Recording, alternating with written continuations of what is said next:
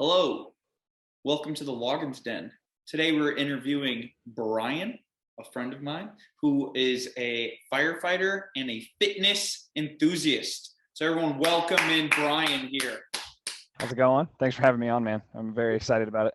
Hey, you're the first guest to the Loggins Den, dude.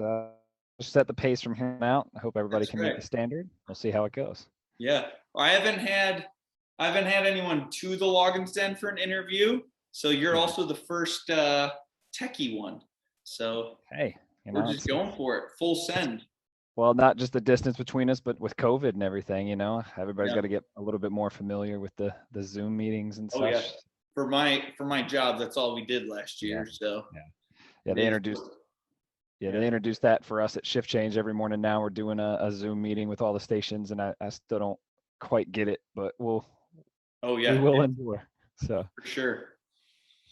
So give us a quick background on what is your history with fitness, Brian? Yeah, so I grew up in North Carolina, played sports my entire life, baseball, hockey, any sport that I wanted to try. My parents were like, yep, go for it, try it out. Wasn't always great at all of them. Wasn't any of them. I played baseball and then wrestled a little bit in high school as well. But early high school years, man, I started to stop playing sports as frequently. I didn't like our baseball program at my high school, but with that, I continued to eat like I was playing sports, right? You know what I'm talking about, eating like an athlete. Yep. And so what happened is I ended up packing on some pounds, and over the next few years, so a little bit of history, my brother got sick again. So he was sick when I was younger, but got sick when I was in high school. He was diagnosed with cancer. And so those few years were pretty stressful. He was in and out of treatments. And then actually later half of my senior year, he passed away. And that is where I really started to pack on some pounds. Stress eating, we'll get into a little bit too, is a lot of alcohol and substance abuse for the next few years after that. But man, when I started in the fire service, I was 19 years old. Started full time when I was 20, and I was 280 pounds, 280, 285, and I was being outworked by guys that were twice my age. Yeah. And there's a problem. There's something going on here that really shouldn't be going on at 21, 22 years old. Right. And so I cleaned up the diet and then hit the gym pretty hard. Weightlifting, a lot of cardio at nighttime after I did my weightlifting. And man, I lost right at 100 pounds and got myself in pretty good shape. And ever since then, just been, lifting heavy and continuing down that journey. So it's an ever evolving thing, but a bit of background was that. So yeah. So your vice is it lifting weights more right now? What is that your go-to is lifting weights?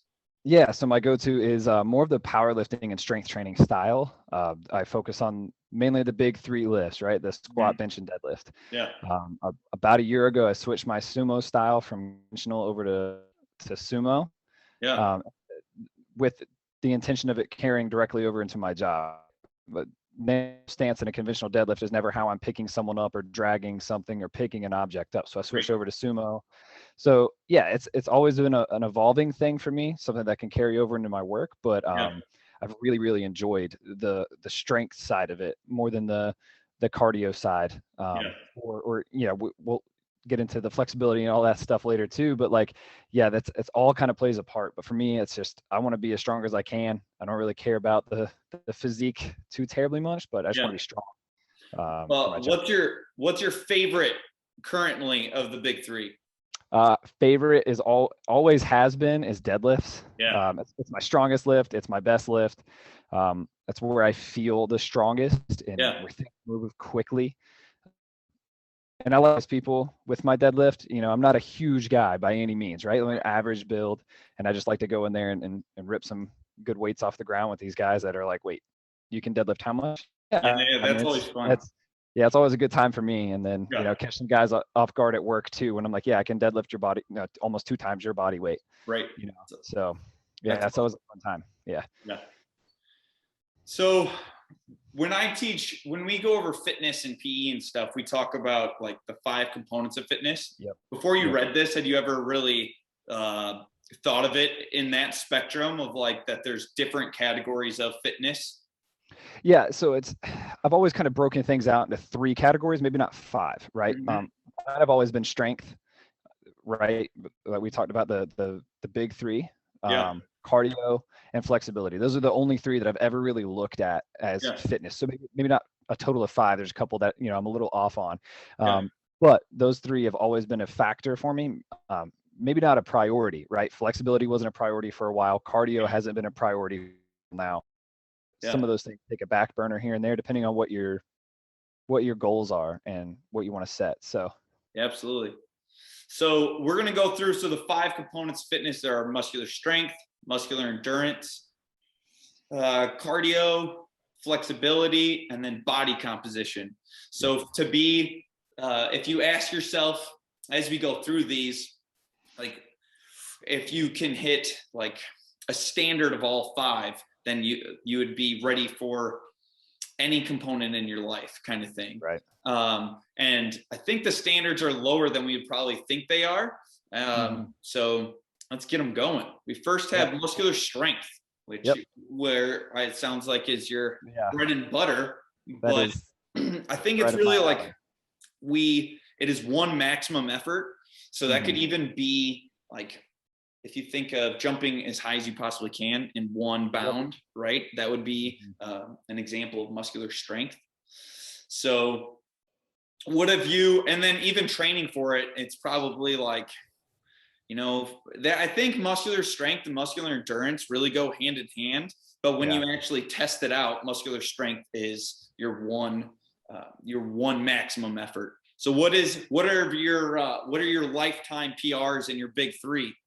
Yeah, so lifetime PRs in the big 3. I hit 305 on bench, and that was, I don't know, 5-6 years ago. Yeah. And I haven't broken that since. Bench became a less of a practical movement for me in my job. Yeah. I'm not many times am I going to be laying on my back pressing something off of my chest in that Right. motion. So that one hasn't been a huge priority. I just hit 295 again, probably a few months back, so that felt good. Yeah.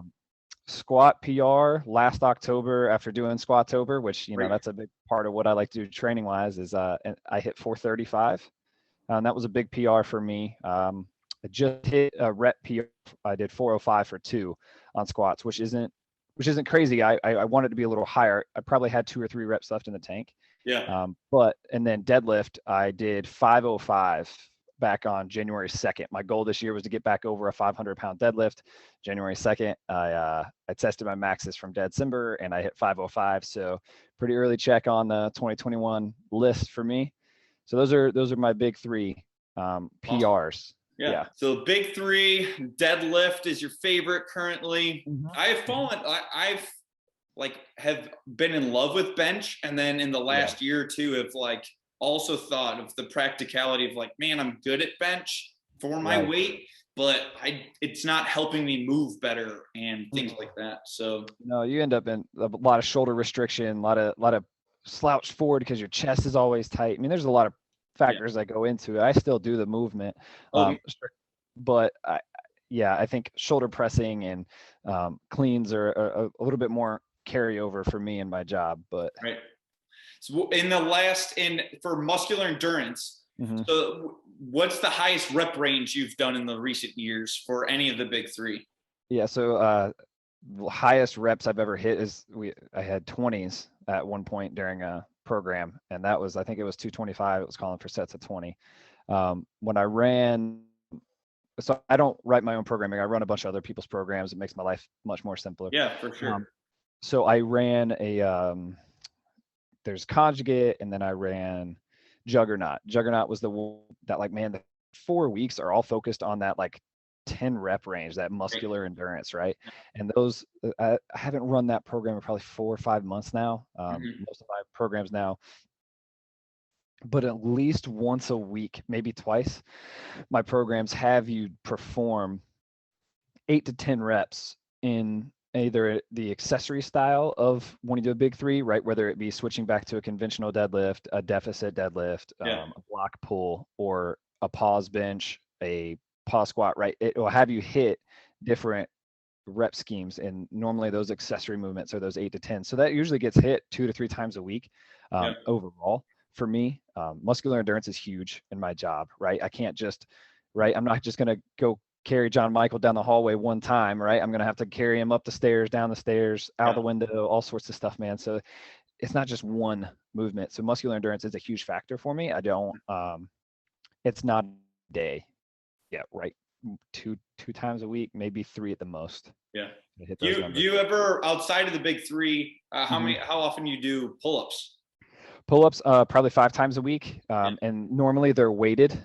I don't normally just do strictly body weight. It's normally like a 4x5 or a 5x4 on weighted pull-ups or weighted chin-ups. Kind of depends on the day. Might vary it, and I change my grip up a lot on those between wide, neutral, and supinated. But yeah, so it's a handful of times a week, and they're normally pretty strict. I pause for about a second at the bottom, and then pull back up. So I've been recently doing with focusing on doing a full rep range or full range of motion for my squats. I've been doing that also for pull-ups where I have to go chest to bar. And that's been I cannot do nearly as many pull-ups. It's like, I'm proud to get 10, to be honest. Whereas before I could do north of 20 just to get my chin above the bar. Right. So now it's like, holy cow, it's very humbling, but it's also, it's been really cool to be doing. Yeah, the disadvantage I have is the height of my pull-up bar. If I can't hang my legs straight, so I get a little tired holding a leg curl for absolutely, for a certain amount of time. I'll hit that 10 mark and I'm like, that's it. My hamstrings already smoked from the earlier.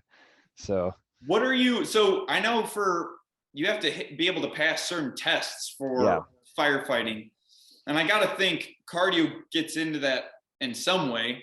So what are you doing? Or do you do cardio or? Yeah. So cardio for me is normally I just lift weights faster, for lack of a better term, like more of a CrossFit or a circuit training. Yeah. Style. Less rest between sets. Yep. I do a lot of supersets. Almost every day something gets supersetted on a movement, and there's maybe a 30-second rest time between those movement, then the second movement back to back, no break, and then it's a 30-second rest period, maybe 45 depending on how heavy I went, and it's right back into it. So that one spikes my heart rate pretty good and gets me up. So those are pretty frequent. And then at work, man, I don't walk around when I'm at work. I move pretty quick with a purpose. During any of the training evolutions we do, during any of the just normal job tasks that we're doing, man, like I'm pretty quick, so my heart rate's always pretty high up at work. And then outside of that, my wife and I, we take the dog for a walk, pretty frequently every night. So 30-ish minute walk. Depending on the weather here, once it gets up to about 105, the dog can't take it, neither can I. Dude, it's been hot here in Rochelle lately too. Yeah. We just started school, and 3 days of the week have been in the 90s, but then it feels like 100. And that's exactly what we're going out. I'm trying to go outside as much as we can because we don't have to wear masks outside. So it's like, ooh, it's being toasty. Yeah, we just went back to wearing masks full time at work. The only time we don't is we're outside doing training. But when we're driving around in the fire truck, when we're in the station, stuff like that. So in any call we're running, we run all the EMS calls in the town too. So we pop those masks on, man. It just it gets hot. It gets real hot, especially when it's 105 with some humidity. That's gross, man. It's disgusting. What's your most cardio-based test for firefighting? Yeah, so yearly we run 2 different tests, right? The NFPA, which is the National Fire Protection Agency, has a minimum physical standards you have to pass every year. Yeah. That the capacity like test they do on the computer, it's push-ups, sit-ups, and those aren't even pass-fail. That's just give me as many as you can. And the sit-ups, I think they changed to a plank. There's a couple different strength tests they do, but then they have a tiered program on the treadmill that you have to do, right? So it's based on your age. You have to get to this number of beats per minute for your heart, and then you have to sustain that for a minute. And the way they tier it up for speed and the elevation on the treadmill all follows this program. So it's like after 3 minutes, they bump you up elevation and grade, and then they bump you up speed. Are you wearing your gear and everything during that time? No, during that, we're just in normal PT clothes. And that's what we have to pass every year. There's blood work and all sorts of stuff they do to make sure our health is in a good place, and 2, it'll help you made those changes, we're at high risk for different cancers. We're at high risk for heart attack, strokes, just Yeah. based on the stress levels that we get and Gotcha. the stuff we're exposed to. So they do that every year. And then my department has a different program. It's the JRPAT.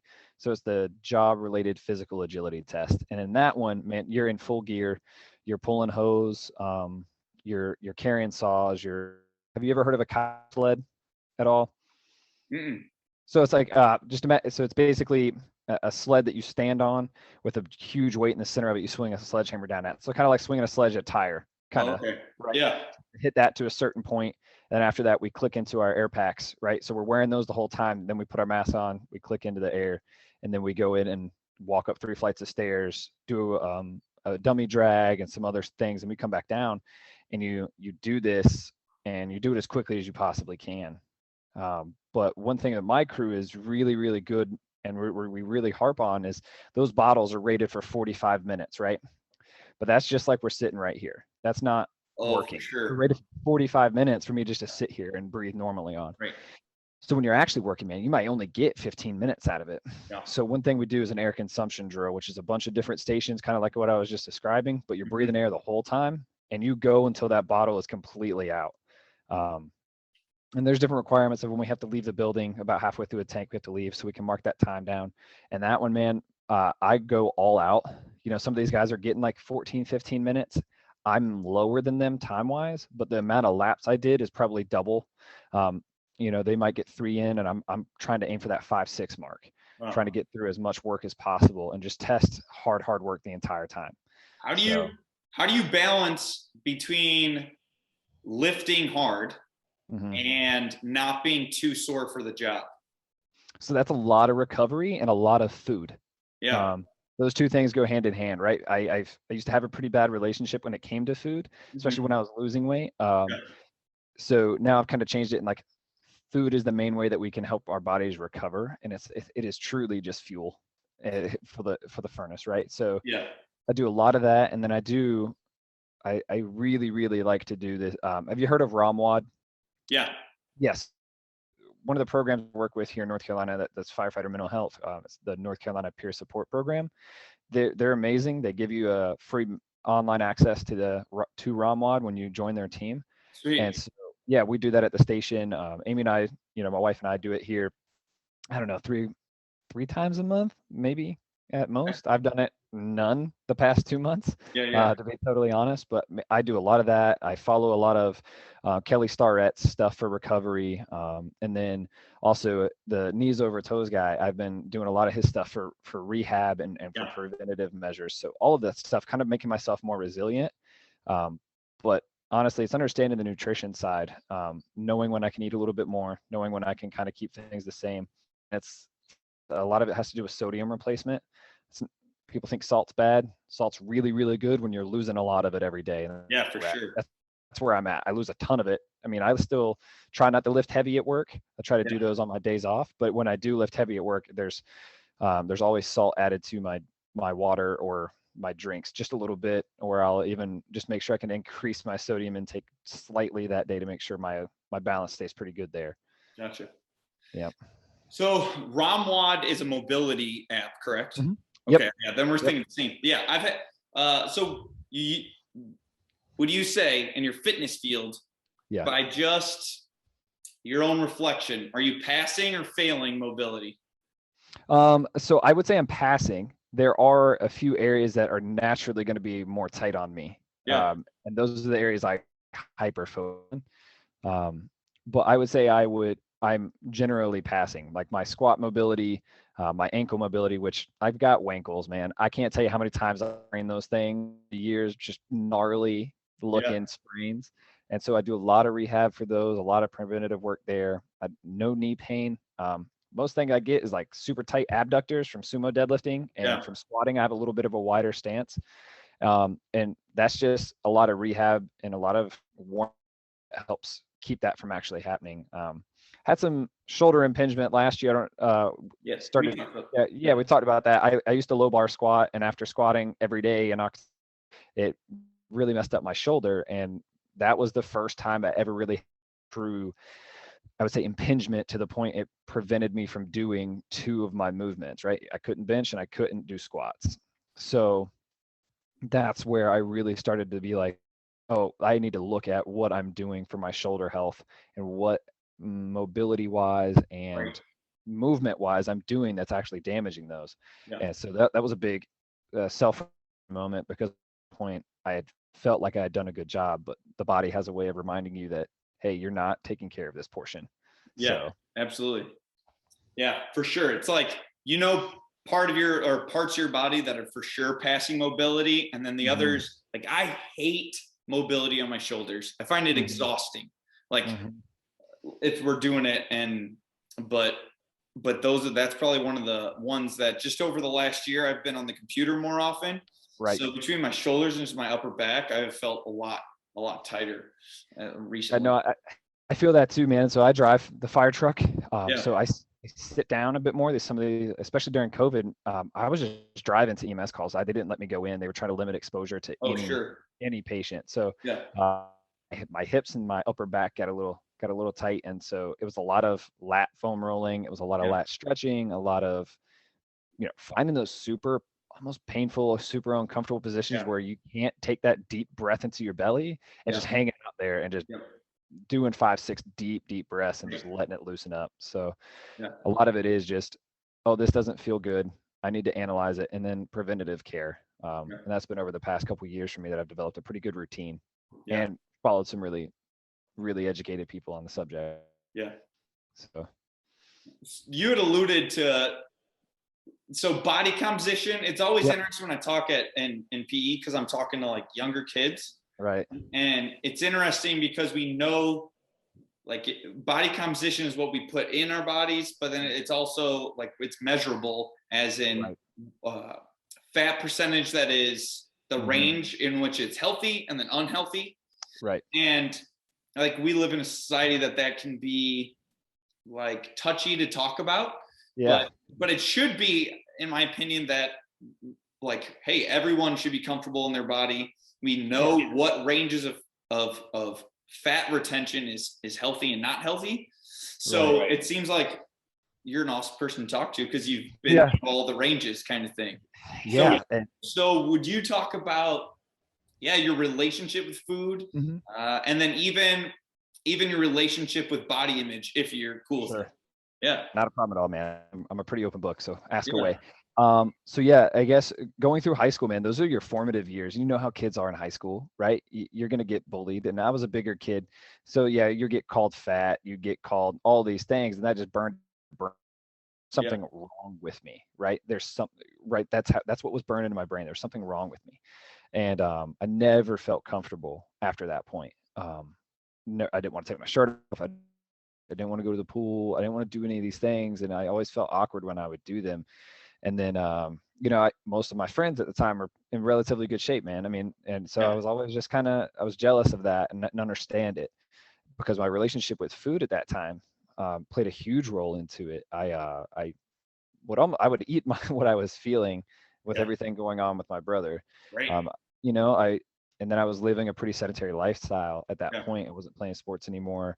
And I don't know if you know much about wrestling, but wrestling is very, very weight balanced. So Yeah. there'd be times. I wrestled 3 years in high school, and then I just didn't Yep. wrestle my senior year. Yeah, and they're telling you, hey, you gotta jump up a weight class, or you've got to Right. cut 5 pounds by tomorrow. So just Yeah. eat this orange and that's it, right? So I had a horrible, horrible relationship with Yeah. understanding what food actually does for your body, Right. macronutrient wise, micronutrients, and how those all play into how you feel, recover, and actually gain muscle and health. And so at the time, man, like I mentioned earlier, I developed quite an abusive relationship with alcohol and substances as a way of This was coping. during high school or post high Yep. school? So around high school, man, 18 years old, you're drinking a couple beers with your friends, kind of rebelling against your parents. Yeah. But when my brother passed, man, it got really bad. Yeah. I could escape all of it, you know, with the drugs or alcohol. It would just Right. numb whatever was going on. I didn't want to feel it. And so that's what I would kind of put into my body in order to not allow my brain to feel those things. And then I, when you're hungover, when you're on those lows, I would just eat, and man, I packed on a lot of weight, and while being sedentary, right? right, Like, right, yeah, right. The most active I was at work, and wasn't working out, man. And then I'd go out and I'd drink with all the guys from work, and then I'd go home the next day and just eat greasy, nasty food to try to make myself feel better, which was ironic. Right, great idea, right? That's the ironic portion of all of that. Finally, I hit 21, and I was like, I'm gonna stop drinking. Yeah. I had turned 21 and was like, let's do this thing backwards. Yeah. So I do this thing backwards. So right after my 21st birthday, probably 3 or 4 months after, I was like, look, I've got to get this thing under control, because it's like I'm just getting outworked by these guys, and it's not fair to me. It's not fair to the people I'm working for, because I work off tax bases, right? It's not fair to them. I'm using their money inappropriately. So and firefighting's such a camaraderie too. It's like, man, you don't want to be the reason why you're slowing everyone down and jazz like that. And honestly, the culture around the fire department too is you're just going to go out and you're going to drink and you're going to have a good time. And then also at the same time, we're going to eat really good when we're at the fire station, man. We got some amazing cooks. Right. We do not have healthy cooks. Yeah. We really don't. Especially being in the South too. Everything tastes better when it's fried. And so when I initially started, I had still an unhealthy food, right? I looked at everything from a caloric standpoint versus how it actually fueled my body and how it made me feel and what it would actually do for me in the long run. So everything was calorie driven. I counted my macros. Everything got put in on MyFitnessPal. This is post 21, right? Post 21. Post 21, when I started losing my weight, got into the gym, which I'm very thankful for the group of guys I worked with. They were all big into working out, and they weren't pushy about it.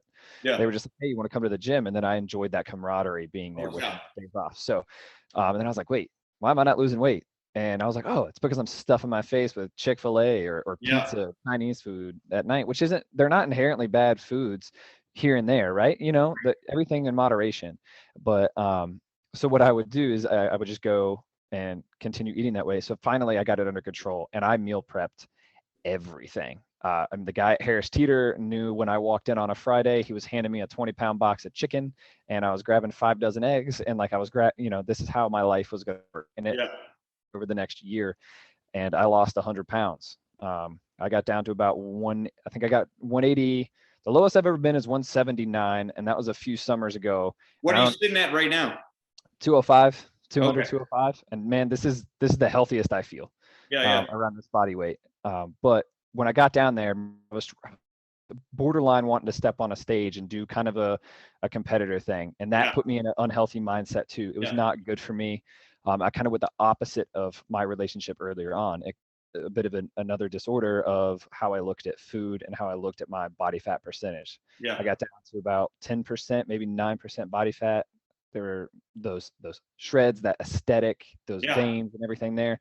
I was miserable. I was tired. I had no energy. I mean, I just didn't have anything, man. My calories were so low. I was doing an hour of cardio every night after weightlifting, and it just got to the point where I was like, I'm consuming a lot of calories to try to maintain normal. And 2, I'm not a good person. My mood was low. When your body fat gets low, your body needs body fat to be sustainable. And I realized that life wasn't for me either. And how much bigger are your numbers for lifting that you love now compared to then? Huge. Huge. I mean, hundreds, like 100 or more pounds different on almost all of my lists, right? So, and then also comfortable I feel. So sitting around that 200 mark, around 16-ish% body fat, give or take, here or there. I'm not exactly sure what I'm at right now. When I did my physical a few months back, I was right at 15.5, so 16%. And for me, that's where I function the best, right? And I know my weight goes up with adding a few pounds of muscle here and there every year, but this is really where I feel the most healthy. I feel the most comfortable. I got heavier. I got up to about 218 maybe last December, end of last December. That was intentional. That was all intentional. That was that bulking phase where I was trying to pack on as much muscle, lift as heavy as I could, and then I cut down to about 195 again. Comfortable there. Noticed some performance issues when it came to lifting. So let's put on about 5, see where we're at. Okay, let's put on, okay, cool.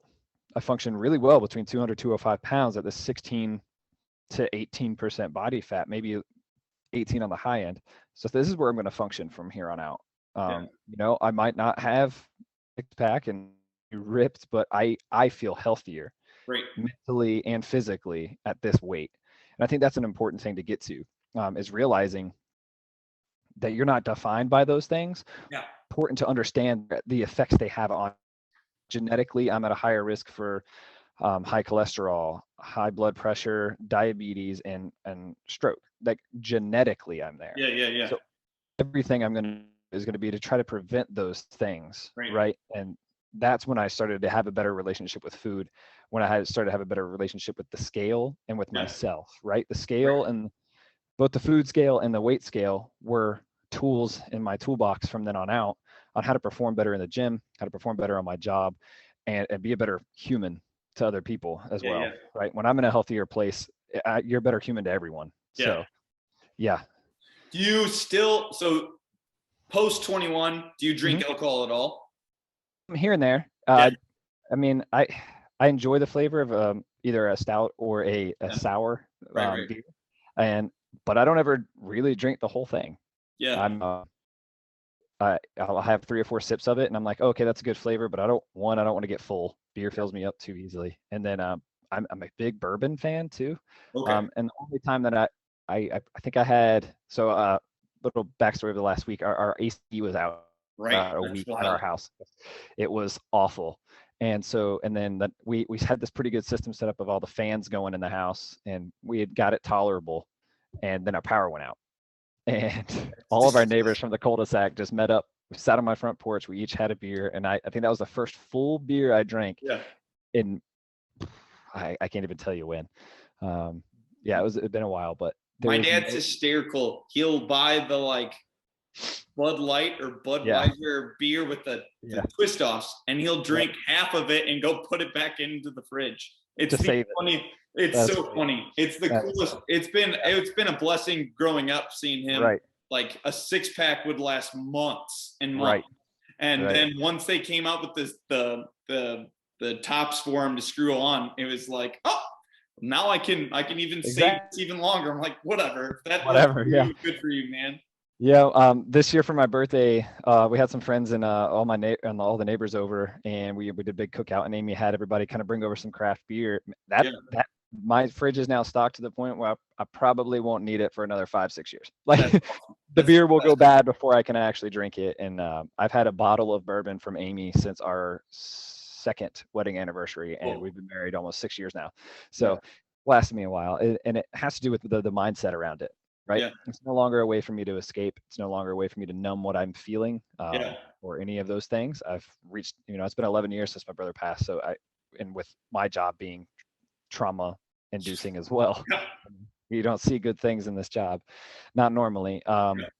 And on top of that, right. So traumatic childhood, traumatic work life. Right.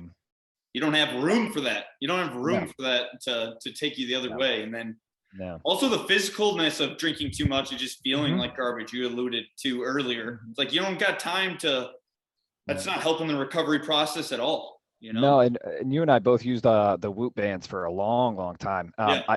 I think you still use yours, correct? Yeah, I'm gonna wait till I bought like an 18-month one last year, and so it'll Right. be done in December. So I'm Yeah. probably stop using it then, but it absolutely, yeah. Yeah. The lowest recovery days I ever had were the times that I ate really, really bad food. Like, I mean, I'm talking like a few plates of food at the Chinese buffet, right? Oh yeah, yeah, We're yeah. talking like going real hard on some food, or having any more than half a beer.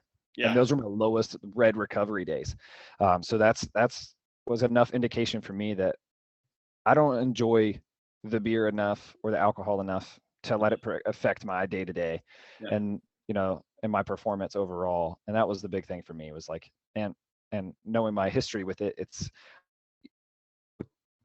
provide myself a place where I could slip back into that, which I don't think I will, but Yeah. I Yeah. never want to provide that out. So For sure. So what has your fitness done? And we've talked about it a little bit, but Mhm. like mental health, do you ever notice? So I've always had a ton of energy. And so my wife will Yeah. just be like, if I haven't done cardio in a while, or like a few days, Mhm. or I had a slow day, she'll be like, go work out. just go run, go ride your bike, go lift, do something, and that'll chill me out. So in that regards, like that's always been my way to Right. stay like sane. Mhm. So is it mostly to do with like being physically fit, or does it also can you tell when you haven't exercised in a while? Yeah. So for me, initially working out was just about physical fitness, right? Just Yeah, about getting in shape, just about being healthy.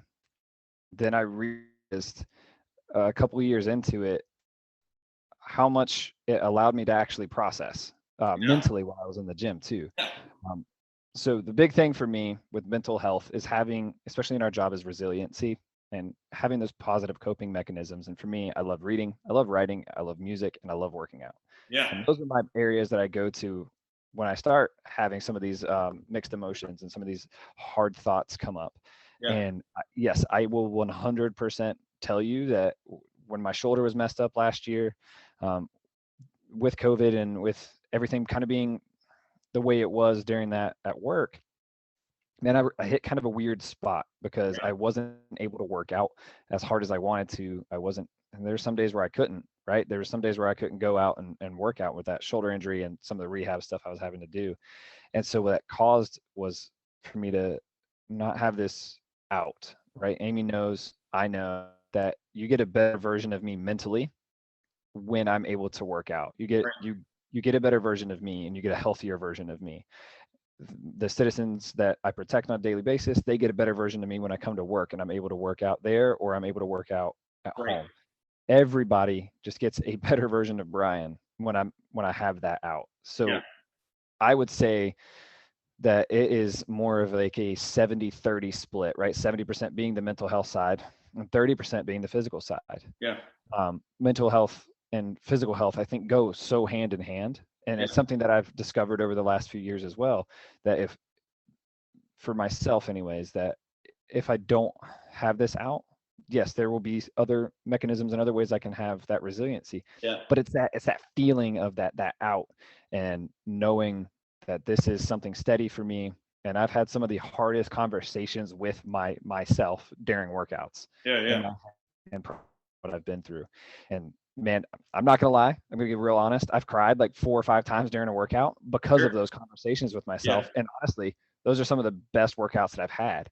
Yeah. And those are good workouts. And I tell people those stories and when Yeah. those things happen, and it just allows me to, um, you know, process. And and Amy knows it. She'll be like, "Hey, you haven't worked out today. Why don't you go work out?" Or Yeah. like, Absolutely. and now I've gotten to the point where I'm like, "Hey, I'm just gonna go work out. I didn't have a good day at work yesterday." Or Yeah. I'm having a little bit of rough time with my brother or with some other stuff Right. externally that's going on. I said, or even internally. I said, let me go work out, and challenge myself, right? So in your experience, lifting weights has been the most stress relieving compared to any cardio times you've ever had? For me, it has been. For me, it's always like go in there and have a mental victory. Go in there and Yeah. have a victory over something. Right. I will say when I lift with other people, normally I'm alone in the garage gym, right? So that's I'm very similar to you, right? You Yeah. have the basement gym, I've got the garage gym. So normally I'm alone in there, but when people from work or when some friends come over and they work out, especially during COVID, kind of Yeah. screened some people that I was willing to allow to come work out. Yeah. And when they were there, man, it became a competition. It became a way for me to heal a Yeah. bit.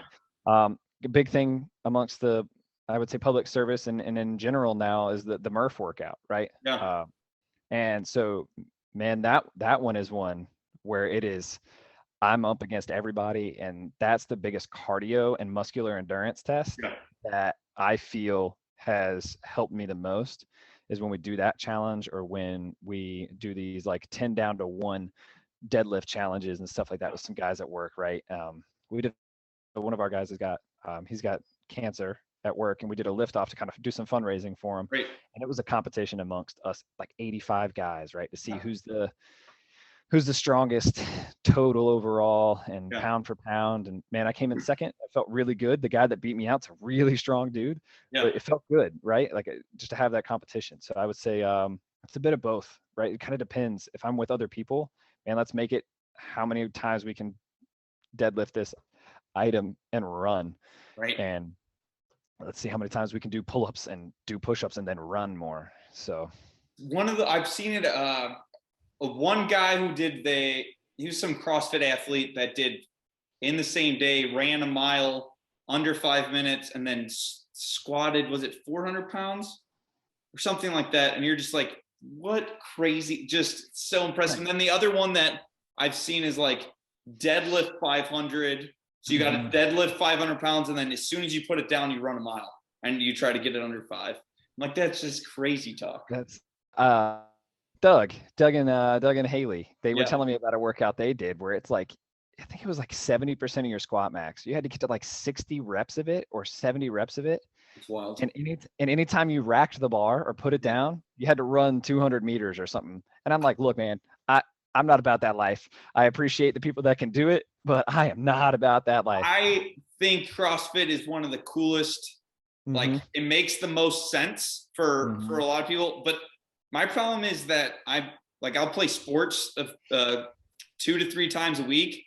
I can't get destroyed anymore, like in a workout, and then go try to do the best I can. Like Allison and I have almost all summer have been playing in 2 leagues of volleyball, and then I play tennis once a week. So it was like, this summer's been interesting that I've never, for fitness wise, I didn't get great at anything like cardio. Usually in the summer, I get really good at cycling and running. And it was just like, no, I can't lay out and do that. But the CrossFit's such a cool way to be able to get it all, but I'm just not interested in getting smashed every time I work out. It's like, and maybe that's the way is you get smashed for a while, but when I talk to them, it's like, and then you would be better in the future of not getting as sore, but it sounds like they're sore all the time. And I'm like, I got to be able to move and tie little kids' shoes. And it's like, oh yeah. And even for me, man, like my back might be tight one day, it might be sore from the workout before, and it might've been deadlifts, but my legs don't hurt. Right. And I'm in there hitting 465 for doubles or 475 for doubles, whatever it might be. I might be deadlifting heavy or squatting heavy. Yeah. And I worked out yesterday, but I'm not to the point where I can't walk. And I think that's a big thing too, is realizing is a lot of it has to do with auto regulation, the Whoop band, right? Like the more I learned about auto regulation, the more about myself, the more I realized of workout helped me recover and what movements help me recover. Yeah. I think the times where I'll get really messed up is just if I haven't, it's been a while, it's been a couple of years now, but if I haven't squatted for a long time. Oh yeah. And then you come back and squat, you're walking around like a zombie the next day. You're just like, yeah, you really are. And and for me, the most sore I get, you got the DOMs, the delayed onset muscles. Right. 2 or 3 days later, if I do something stupid, and I've done something stupid before, I don't normally like to go off programming. Right. Me and one of my really good friends have been friends for years. Anytime we get together, we're like, oh, we got to hit doubles today, or we need to hit triples. And then we're like, no, we're going to go 1 rep maxes. Let's see who's stronger here. Yeah. And it turns into this horrible, toxic, just let's see who's stronger competition. Yeah. And do for the next 3 days. I'm like, what just happened? Nope. I'm going to eat a lot of food. I'm going to do an ice bath. I'm going to do something that I not do to help recover. Right. I'm going to sit here with a Tim's unit on. I'm going to do some cupping. Do I need to go get a massage to get some soft tissue work done? What needs to happen? Because I'm broken and I can't do that anymore. I can't. But yeah. Well, Brian, I think we talked a lot of fitness stuff there. Yeah, definitely. Definitely did. I think I'm not even sure how long my screen doesn't even tell me how long we've been recording for, but I got to think it's been a bit. Yeah, so I think we started around 2:45-ish, maybe 1:45-ish. Oh yeah, hour difference. Yeah. So around there, it's it's been probably 45 minutes, 40 minutes, somewhere around there. I think. Well, hey, I appreciate you coming on to the